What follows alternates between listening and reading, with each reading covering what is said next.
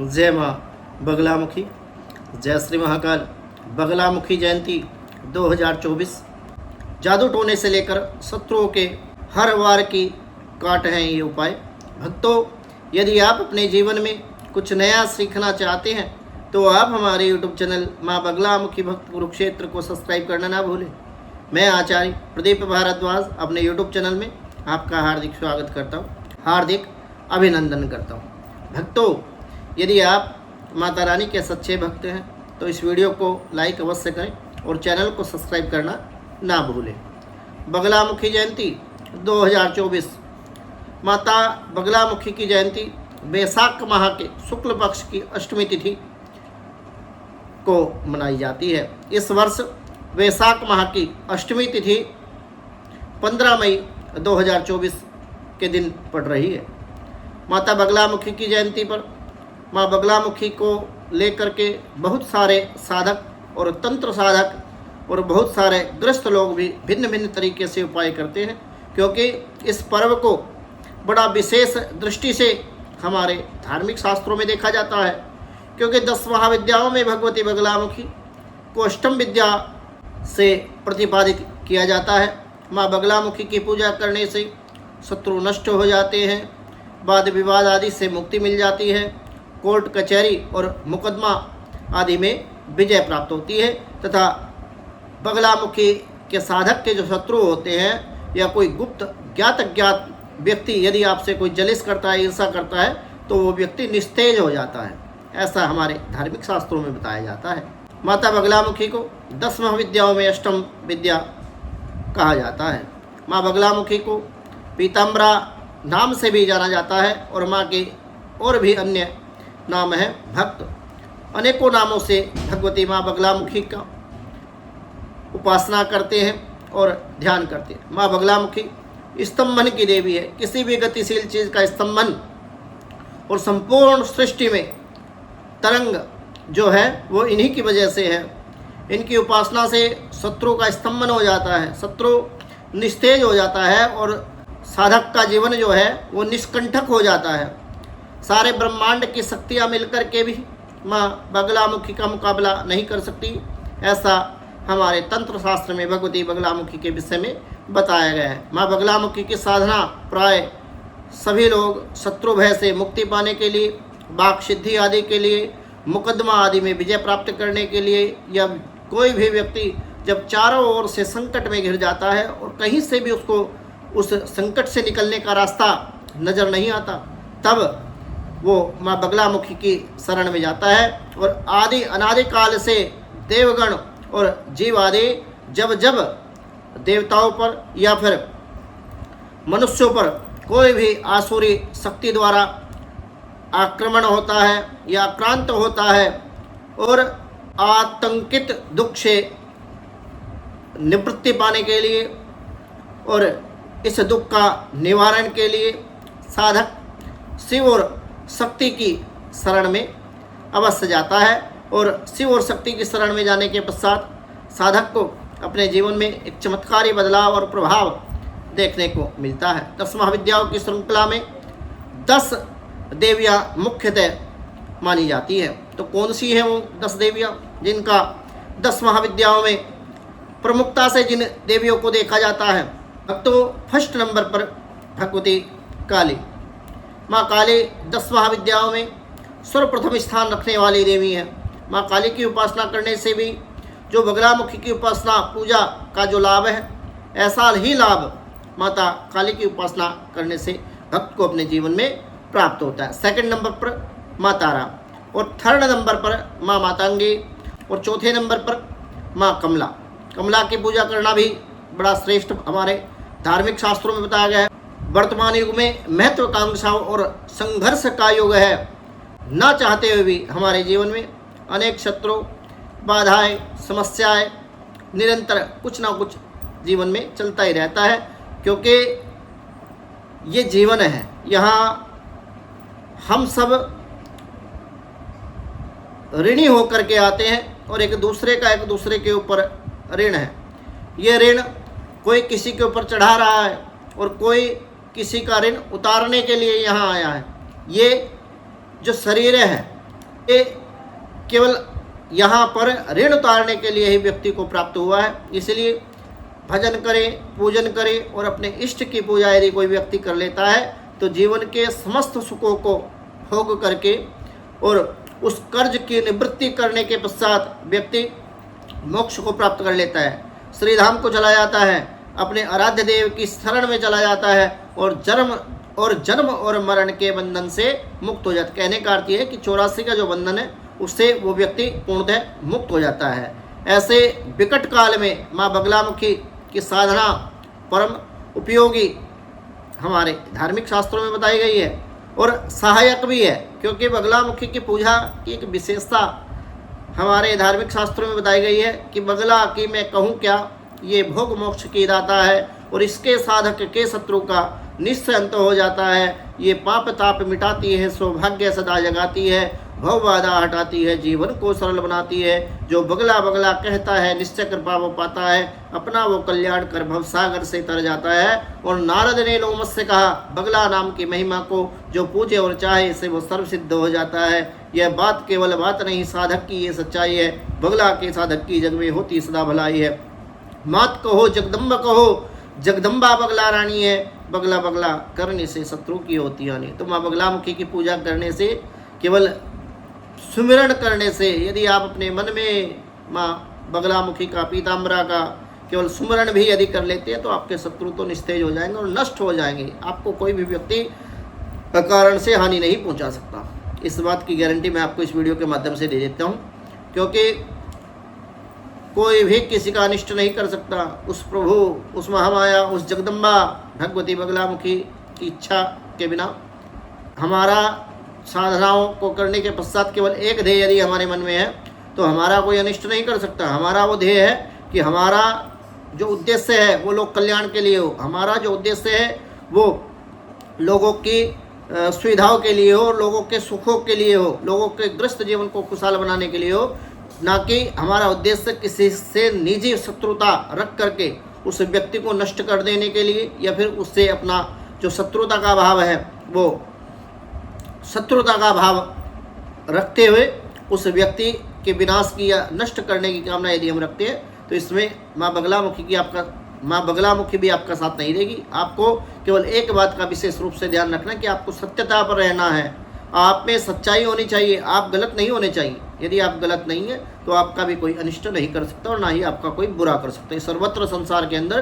क्योंकि बगलामुखी की पूजा विशेषता यही है कि जो माँ बगलामुखी की पूजा करता है, माँ की शरण में जाता है, तो उसका तो अनिष्ट हो ही नहीं सकता। उसका शत्रु जो है निस्तेज होकर के नष्ट हो जाता है। वो भगवती स्वयं से करती है, उसमें आपको कल्पना और इच्छा रखने की जरूरत नहीं है, ना ही माँ को बताने की जरूरत है। वो तो जानी जाने, उनको सब पता है। उनको ये भी पता है कौन सत्य है, कौन असत्य है, कौन झूठ है, कौन सच है। आप किसी व्यक्ति से, किसी साधक से, किसी साधु से, किसी तांत्रिक से, उन लोगों से ही तो झूठ बोल सकते हैं, परंतु उस शक्ति को, उस विद्या को,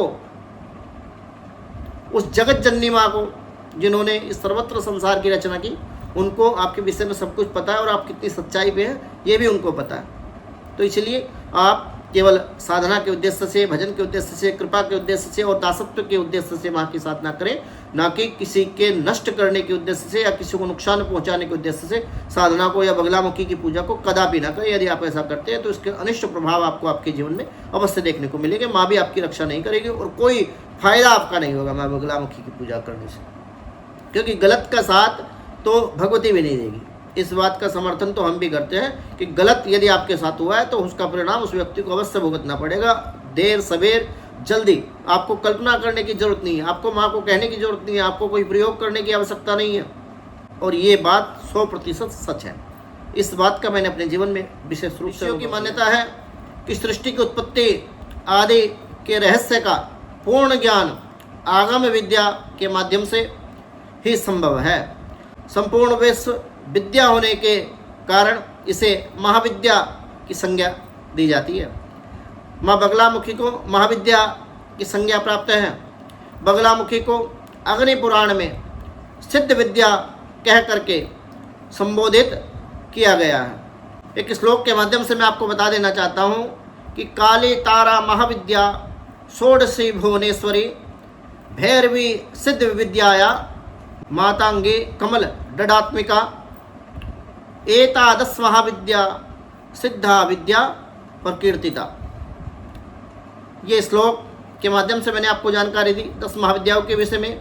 बगलामुखी पूजा विधि और मंत्र, कैसे माँ बगलामुखी की पूजा कर सकते हैं, कैसे माँ को प्रसन्न कर सकते हैं, जीवन में चल रही बड़ी से बड़ी समस्या से कैसे छुटकारा पा सकते हैं, और बड़ी से बड़ी बाधा को कैसे नष्ट करने के लिए माँ बगलामुखी को पीले वस्त्र आप पहन करके ब्रह्म मुहूर्त में आप उठ जाइए, और ब्रह्म मुहूर्त में प्रथम स्थान आदि से निवृत्त होकर के पीले वस्त्र आपको धारण करने चाहिए, और पीले रंग के आसन पर बैठ करके पीली बत्ती से गौ घृत का दीपक माँ बगलामुखी के समक्ष आप लगाएं, और माँ बगलामुखी का यंत्र या कोई तस्वीर या कोई विग्रह भगवती का आप पीले काष्ठ की चौकी पर पीला वस्त्र बिछा करके भगवती की वहाँ प्रतिष्ठा करें, भगवती के लिए वहाँ आसन दें, और फिर उसके बाद में दीपदान करें, दीपक अवश्य जलाएं। और अब हल्दी की माला से आपको जो मैं मंत्र बताने वाला हूँ, इन मंत्रों का जाप आपको करना है।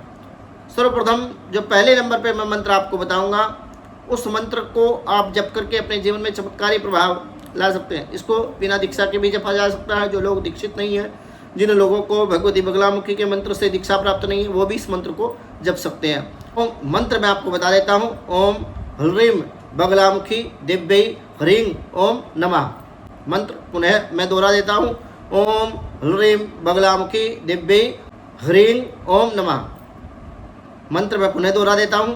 ओम ह्रीं बगलामुखी दिव्यै ह्रीं ओम नमः। इस मंत्र का आप 108 बार नित्य प्रतिदिन जप करके देखिए, और 41 दिनों के अंदर आपके जीवन में आपको चमत्कारी प्रभाव देखने को मिलेगा। सेकंड नंबर पर माँ बगलामुखी का जो 36 अक्षरी मंत्र है, और गुरु कृपा प्राप्त होने के बाद गुरु की सेवा, गुरु के प्रति भक्ति निष्ठा, ये जब गुरु को लगेगा कि आप सुपात्र हैं, क्योंकि हमारे महाराज जी एक बात कहते हैं कि पानी पीवे छान के और गुरु बनावे जान के, और ऐसे ही शिष्य को भी जान करके बनाना चाहिए। आज के समय में 10 महाविद्याओं में भगवती बगलामुखी की दीक्षा देने वाले इंटरनेट के माध्यम से, यूट्यूब के माध्यम से बहुत सारे आपको ऐसे लोग मिल जाएंगे जो पैसे की आपसे डिमांड कर देंगे कि इतने पैसे आप दे दीजिए, हम आपको ऑनलाइन दीक्षा दे देंगे। परंतु ऐसा नहीं है। उन साधकों के पास कुछ भी नहीं है, वो केवल पैसे कमाने का जरिया आप लोगों को समझ रहे हैं, और ना ही आपको ऐसे व्यक्ति के द्वारा कुछ प्राप्त हो सकता है। क्योंकि जब तक गुरु की कृपा, गुरु की सेवा, गुरु की भक्ति, गुरु के प्रति निष्ठा आप नहीं दिखाएंगे, और गुरु को ये नहीं लगेगा, जो सही साधक है वो तभी आपको दीक्षा देगा। क्योंकि बगलामुखी माता की दीक्षा ऐसे ही नहीं दे दी जाती, क्योंकि यदि पत्नी कोई अनैतिक कार्य करती है, शास्त्रों में ऐसा कहा गया, तो उसका जो भुगतान है वो पति को करना होता है।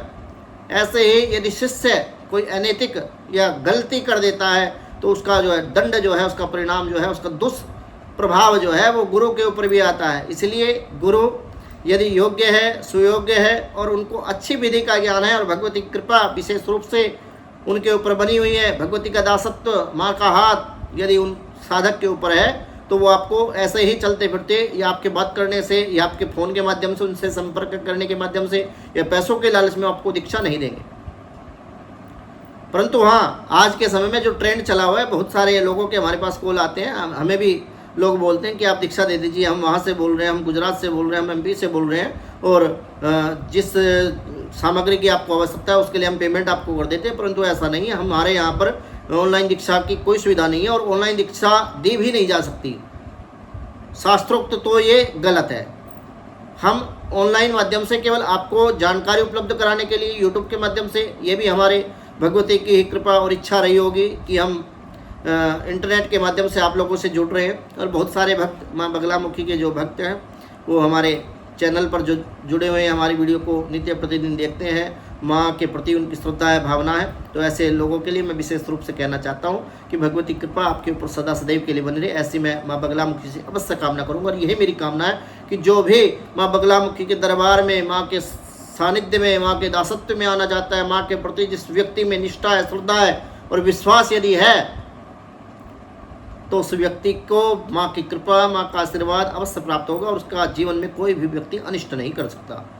तो सेकंड नंबर पर जो भगवती का 36 अक्षरीय मंत्र है, जो दीक्षा में मिलता है और हमें भी दीक्षा में प्राप्त है, तो उसका प्रदर्शन यहाँ हम इंटरनेट के माध्यम से नहीं करेंगे, क्योंकि दीक्षित मंत्र को किसी अन्य व्यक्ति के सामने गुरु के अलावा मुख से वाचन नहीं किया जा सकता। तो 36 अक्षरीय मंत्र भी जपना बड़ा श्रेष्ठ और लाभकारी है।